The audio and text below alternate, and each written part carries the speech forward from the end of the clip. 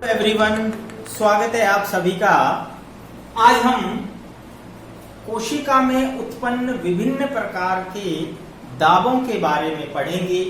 इससे पहले वाली वीडियो में हमने ऑस्मोटिक प्रेशर अर्थात परासरण दाब के बारे में हम पढ़ चुके हैं। जिन्होंने पिछली वीडियो नहीं देखी है, पहले आप ऑस्मोटिक प्रेशर के बारे में पढ़ लीजिए। उसके बाद ही आगे का वीडियो जो आज का वीडियो है, जिसमें हम पढ़ेंगे स्फीत दाब, जिसे टर्गर प्रेशर भी कहते हैं, और भित्तीय दाब अर्थात इंग्लिश में इसे हम वॉल प्रेशर कहते हैं। आज इन दाबों के बारे में हम पढ़ेंगे और इनके बीच में क्या आपस में रिलेशन है, किस प्रकार ये संबंधित हैं, कौन कौन सी क्रियाएं इनसे प्रभावित होती हैं। तो इस तरह से क्वेश्चंस एग्जामों में पूछे जाते हैं। तो आज ध्यान से समझिए। सबसे पहले हम देखते हैं, यहाँ हमने एक पादप कोशिका को बनाया है। इस पादप कोशिका में आप देख रहे हैं कि बाहर की तरफ कोशिका भित्ति होती है, सेल वॉल, एक मोटी दृढ़ कोशिका भित्ति है।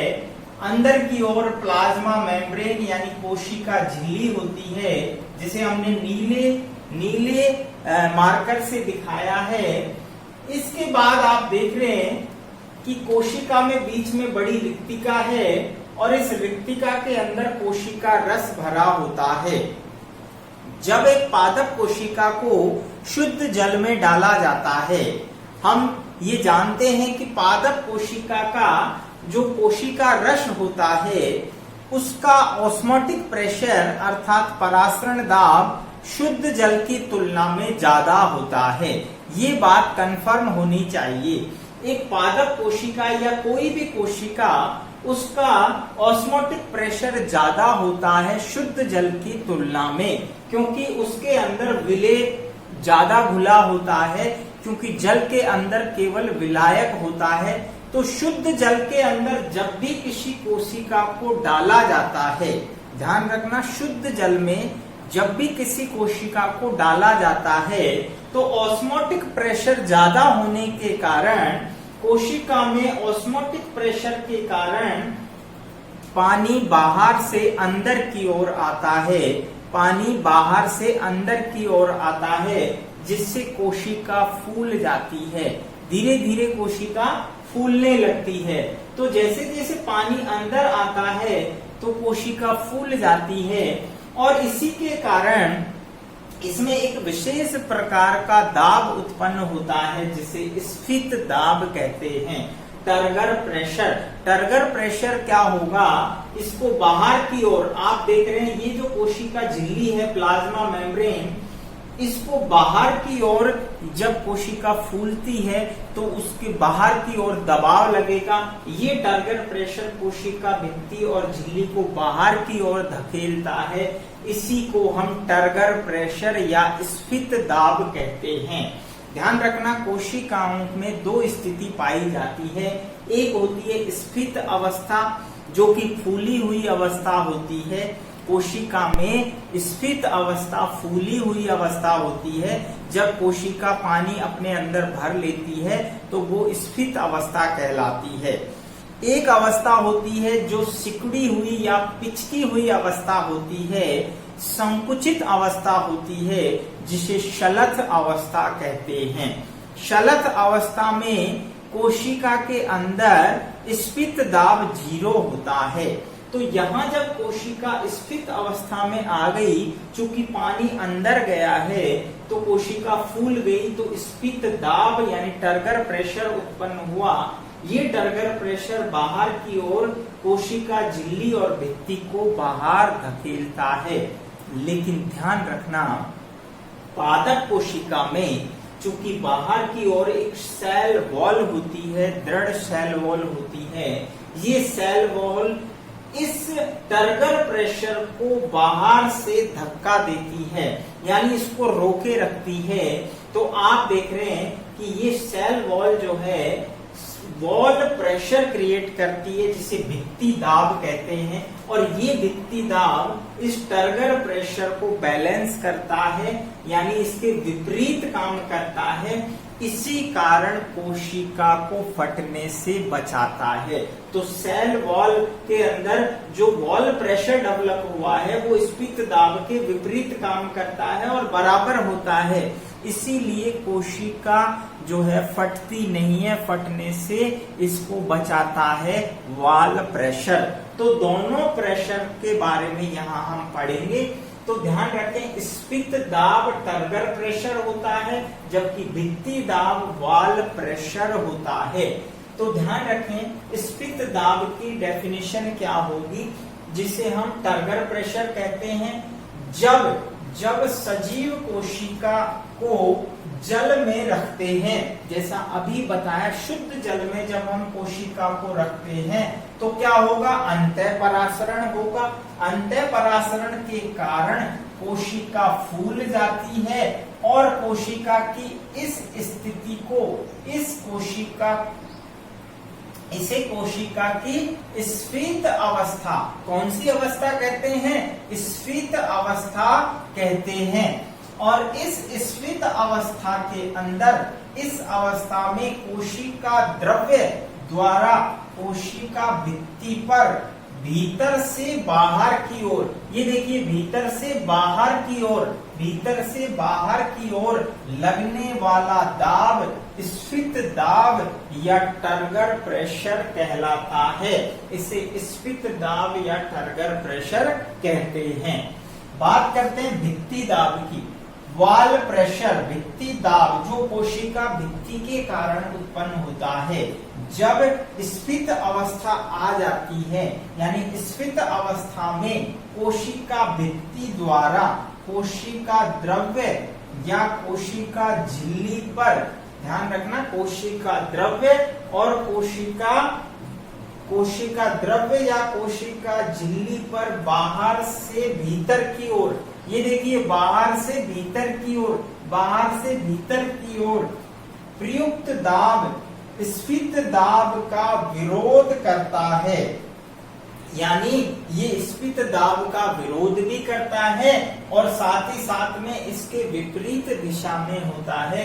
इसी को हम इस भित्ति दाब या वॉल प्रेशर कहते हैं। इसे भित्ति दाब या वॉल प्रेशर कहते हैं। तो दोनों दाब समझ में आ गए।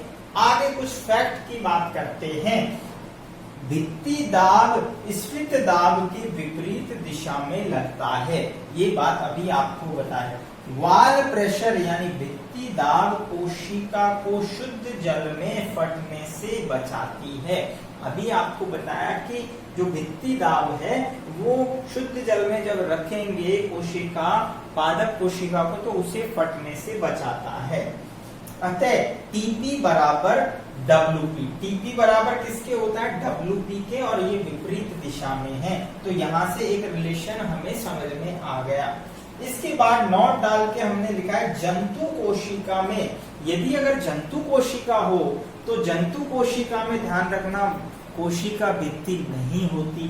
ध्यान रखना जंतु कोशिका में कोशिका भित्ति नहीं होती है, तो क्या होगा, वॉल प्रेशर भी नहीं होगा, और वॉल प्रेशर नहीं होगा तो वो लगातार फूलती जाएगी।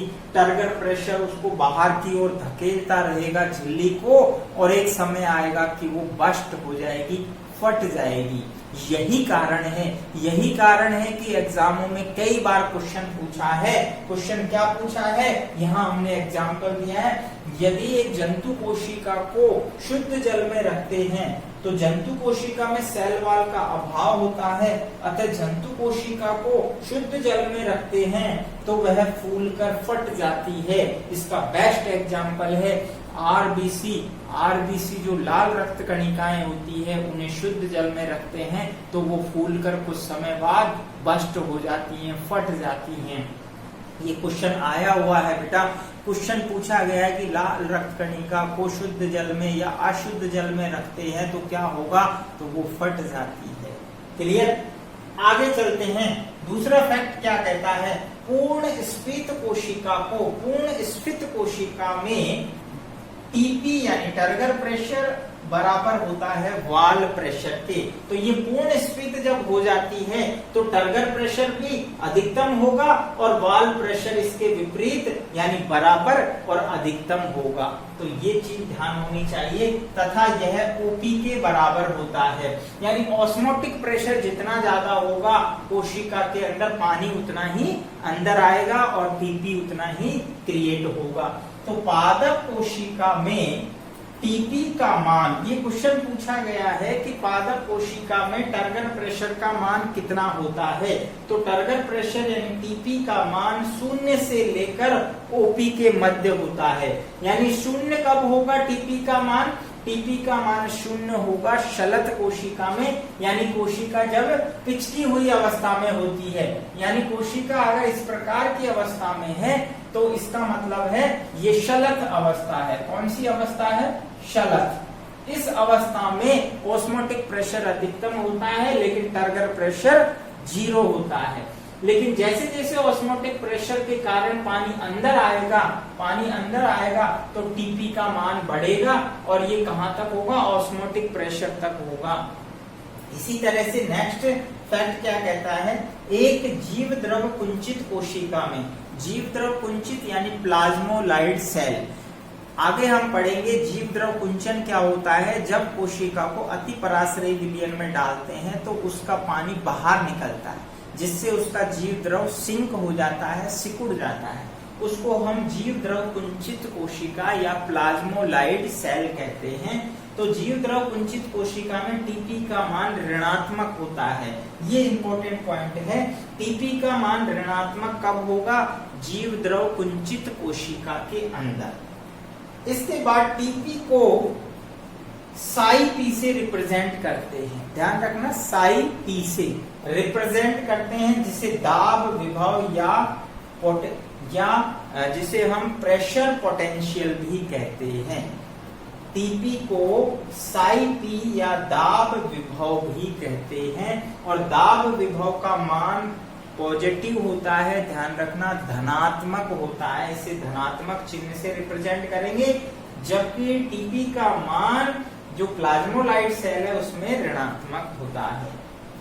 इसके बाद स्फीत दाब का क्या महत्व है पादपों के अंदर, उसके जीवन में क्या महत्व होता है। तो स्फीत दाब का महत्व सबसे पहला, कोशिका को एक निश्चित आकृति प्रदान होती है, क्योंकि जैसे जैसे टीपी डेवलप होगा तो उसकी आकृति एक निश्चित आकृति जो है वो बनी रहेगी। यदि मान लीजिए पानी बाहर निकल जाता है तो कोशिकाओं की आकृति निश्चित नहीं रहेगी।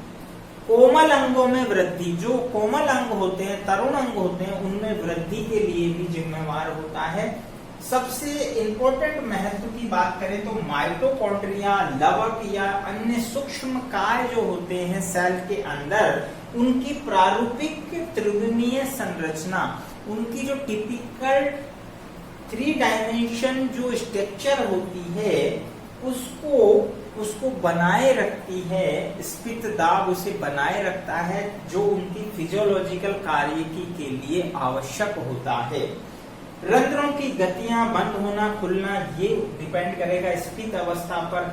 मिलानता, जिसे विल्टिंग कहते हैं, मिलानता गतियां जो होती हैं, यानी पौधे का कब मुरझा रहा है, कब पौधा जो है, आप देख रहे हैं पौधा मुरझाया हुआ है, उसको आपने पानी डाला, थोड़ी देर में अंतः परासरण से स्फीत अवस्था आती है, वो वापस से नॉर्मल अवस्था में आता है। तो ये इसकी मिलानता कहलाती है, मिलानता गति।